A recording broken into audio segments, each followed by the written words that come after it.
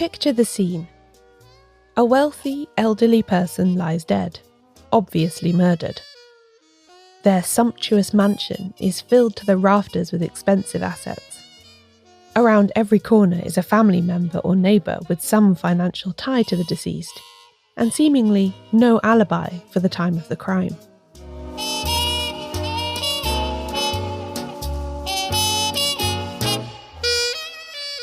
What's the first thing an intelligent sleuth has to ask? It's not, who did this? Nor even, how was this done? No, the first thing the detective must find out is who benefits, of course. Welcome to Shedunnit. I'm Caroline Crampton. In this episode, we're going to take a closer look at how inheritance operates as a motive in classic detective fiction, and why financial expectations exert such a powerful influence over supposedly good people.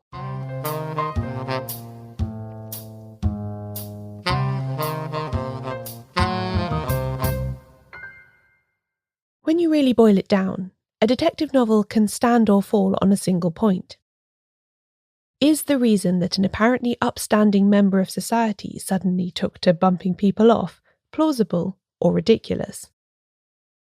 All of the cunning murder methods and clever concealments can't hide a dud if the motive doesn't work.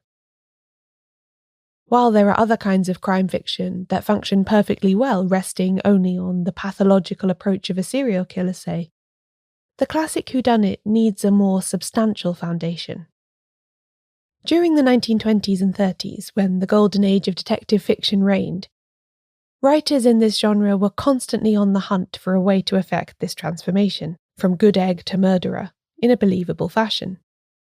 The unique combination of greed and desperation engendered by inheritance works very well for this, and it's no surprise, therefore, that plenty of writers from this period used variants of it to great effect. Let's have a more detailed look at why that is. Firstly, inheritance as a concept is completely relatable.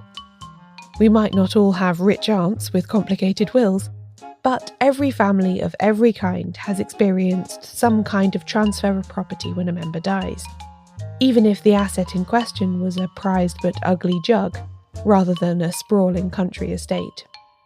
If death is a universal experience, then so is the disposition of property that follows. Then there's the temptation that a substantial inheritance represents. Other common motives like revenge, infidelity, and protection tend to require the potential murderer to kill for the sake of a concept. Jealousy and rage are powerful forces, no doubt, but it's much easier to believe that someone might commit murder for material gain than for the more nebulous satisfaction that an idea offers. Especially if that temptation has been designed in order to overcome their moral scruples. Perhaps their rich relative is old, or already ill, or extremely unpleasant. And the heir urgently needs money for some very worthy reason. In such a case, how bad could it be to just hasten the inevitable? You can see how quickly this line of reasoning enters that grey area between right and wrong, where a certain kind of character can manufacture a justification that will enable them to do the unspeakable thing.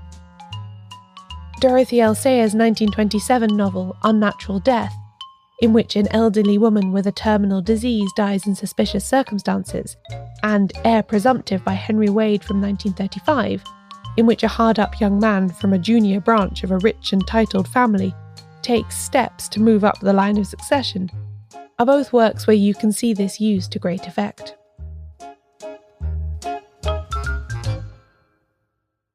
And beyond just the protagonist's motivation, inheritance has some subsidiary aspects that can be very useful to the novelist. The will has great narrative potential. The murder victim can deliver a sudden twist from beyond the grave, in the form of a surprise bequest to someone outside their family circle, or they can astound their relatives with the actual contents of their estate.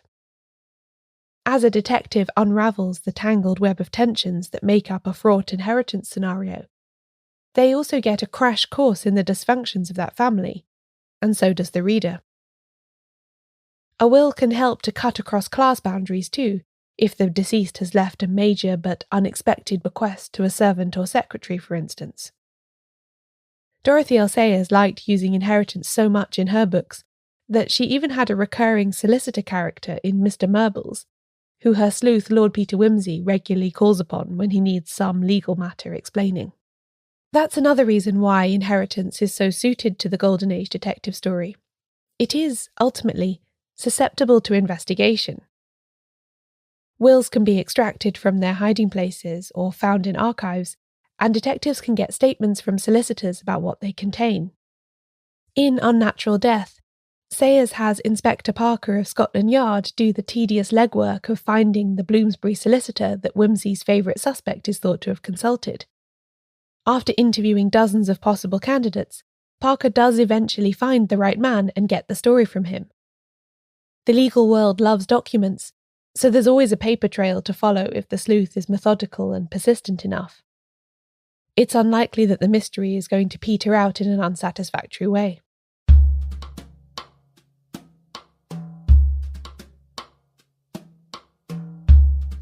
Inheritance is also both extremely simple and very complicated. In its most basic form, one person dies and another person receives their property as their will dictates. But there are many variations and intricacies that can be added onto this transaction as the whodunit requires.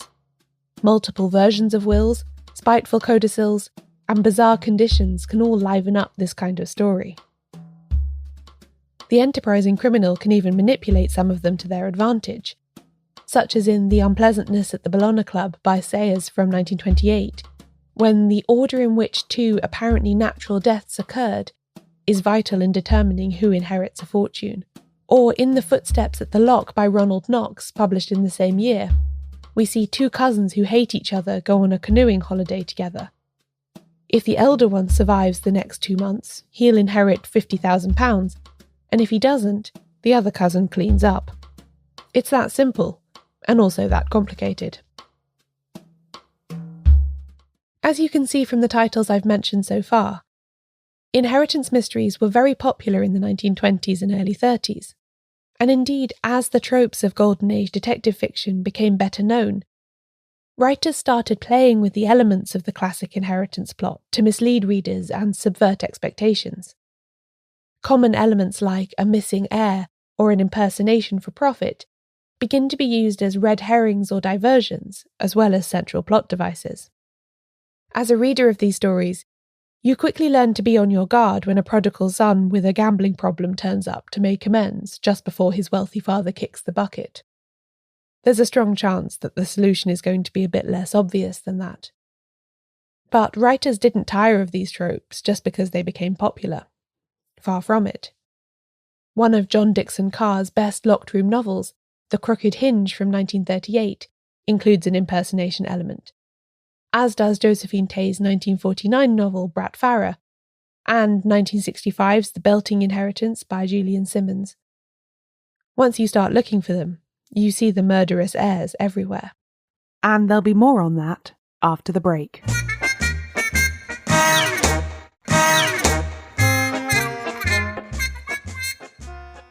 So far, we've talked about inheritance in mysteries in terms of the fundamentals, and I hope you can see now how fruitful that basic transaction between testator and beneficiary can be for an inventive crime writer.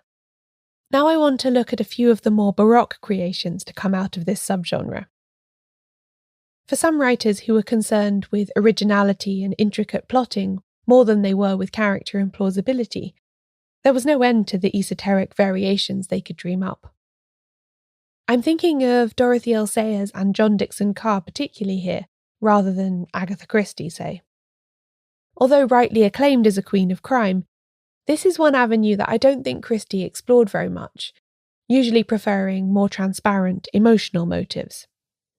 The sleight of hand with the heirs in 1938's Hercule Poirot's Christmas, or the widespread obfuscation in 1936's The ABC Murders, is about as far as she goes in experimenting with this. 1953's After the Funeral is a notable exception, and as such, one of my favourites of her novels.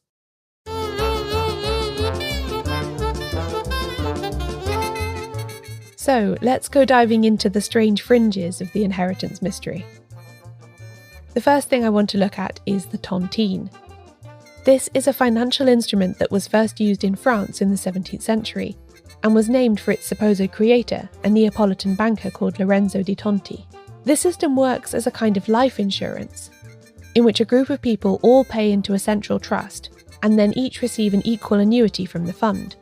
As members die, their shares are redistributed among the survivors.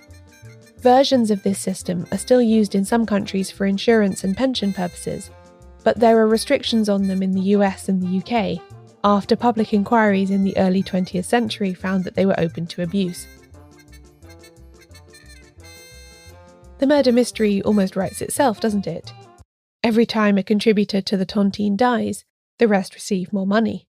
It's not a big stretch to see how an unscrupulous murderer could make a tidy profit. Unsurprisingly, this somewhat obscure financial instrument has long been popular with fiction writers. In the late 1880s, Robert Louis Stevenson and his stepson Lloyd Osborne co-authored a novel titled The Wrong Box, in which two brothers are entered into a tontine as children with dozens of others. In old age, they embark on a series of blackly comic adventures in an attempt to be the last heirs standing and inherit the pot of money. I say blackly comic because although there's plenty of fun swashbuckling escapades, the story is ultimately all about trying not to die before everyone else does. Detective novelists took up this plot with alacrity. Too Many Cousins by Douglas J. Brown from 1946 is a tontine novel. The book itself doesn't quite live up to the promise of its excellent title, which really gives you all the summary that you need. Dead March for Penelope Blow from 1951 by George Bellairs is a much better read. It features a large extended family, several of whom suffer accidental deaths. There's a lot going on in this book, including a somewhat 19th century atmosphere, but the tontine will underpins it all. There are also several examples of detective novels that use a tontine-like inheritance device, although it isn't that exact financial instrument at work. Agatha Christie's 1957 novel 450 from Paddington features a family oppressed by an unusual will. The grandfather made a huge fortune but didn't trust his own son to dispose of it wisely, so left him only a lifetime interest in it, with the entire lot to go to the grandchildren.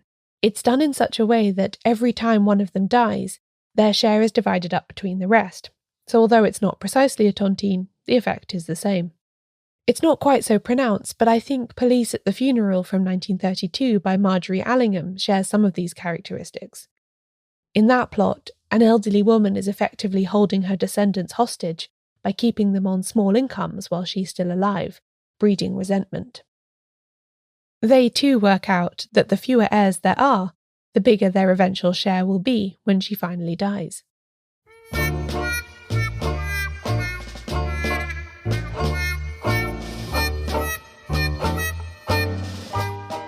If you like obscure legal details, and who doesn't, then you can't do better for an inheritance murder mystery than the aforementioned Unnatural Death by Dorothy L. Sayers. This is a favourite novel of mine and I've talked about it a lot on this podcast. I don't want to say too much in case there are still listeners out there who haven't read it yet, but there's a very pronounced inheritance motive in this story, and it concerns the passing of a law in the mid-1920s that governs how wills work. Mr. Murbles, the solicitor, has a prominent role in explaining how this all works to Lord Peter Wimsey. And it's just as well that he does, because the reader very much needs his expertise to understand it as well. In that book, the old woman who dies at the start has a complete horror of making a will, and flatly refuses to do so, because she thinks it's tempting fate to talk about what should become of her property after she dies. Fortunately for us readers, wealthy characters in mystery novels don't often feel like this. In fact, some of them delight in crafting wills of great complexity in order to satisfy their living urges towards revenge or justice. Edmund Crispin's most famous novel, The Moving Toy Shop from 1946, contains just such a will. The beneficiaries are all strangers to each other, as well as to the elderly lady who wants to pass on her money in this bizarre way. Naturally, the heirs enter into an outlandish conspiracy in order to secure their inheritance, which Crispin documents in his usual farcical style. Sayers also experimented with bizarre wills in a couple of short stories. In The Fascinating Problem of Uncle Meleager's Will, from the 1928 collection Lord Peter Views the Body, a niece with socialist inclinations has been neatly trapped by said uncle. He has written 2 wills, one in her favour and one in favour of the conservative group the Primrose League. If she is smart enough to solve the mystery of where her will is, she gets the money, but betrays her communist principles by wanting to look for it. If she can't solve it, her political enemies will receive the fortune instead. It's a neat problem and a very funny read, especially for those who like crosswords. Another story in the same volume, The Piscatorial Farce of the Stolen Stomach, also deals with a whimsical inheritance. A friend of Whimsy's receives an odd bequest from his great-uncle Joseph, that relative's stomach pickled in a jar. They dismiss this as an eccentric last act of an odd old man, until another relative breaks in to steal the stomach, at which point they start paying a lot more attention to the precise wording of great-uncle Joseph's will.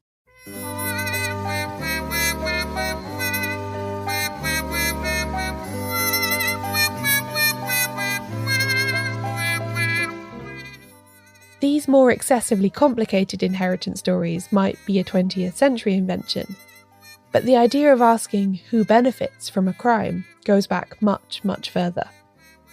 Cui Bono, a Latin phrase meaning literally, to whom is it a benefit, was popularised by the Roman senator and lawyer Marcus Tullius Cicero. He used it in a speech he made in defence of a man suspected of murdering his father, and argued that just because the son had inherited, it didn't prove that he'd committed the crime.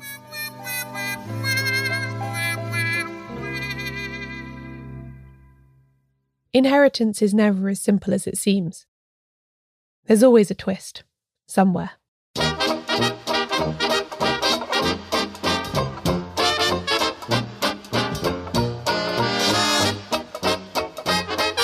This episode of Shedunnit was written and narrated by me, Caroline Crampton. You can find out more about the podcast and everything it covers at shedunnitshow.com, where there are also transcripts of every episode. Shedunnit is edited by Euan MacAleece.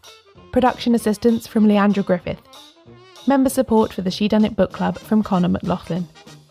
Thanks for listening. I'll be back soon with a new episode.